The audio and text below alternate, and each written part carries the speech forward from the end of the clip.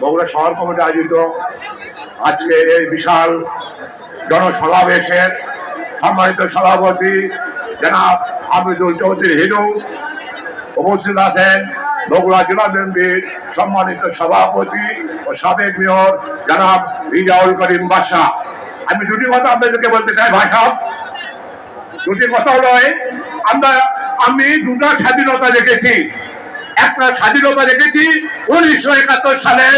এই স্বাধীনতার কাহিনী তো আপনারা বর্তমানে প্রজন্ম জানেন না। আমরা নিজের চোখে দেখেছি সেই স্বাধীনতার ৯৫,০০০ পাক সেনাবাহিনী এসেছিল।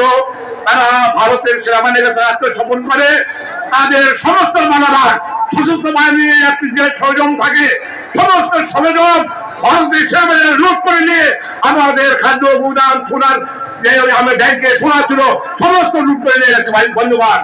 কিন্তু সমস্ত কিছু লুট করে তার এবং পালিয়ে গেছে। এই সংযুক্ত বক্তব্য সবাইকে ধন্যবাদ, সবাইকে ধন্যবাদ।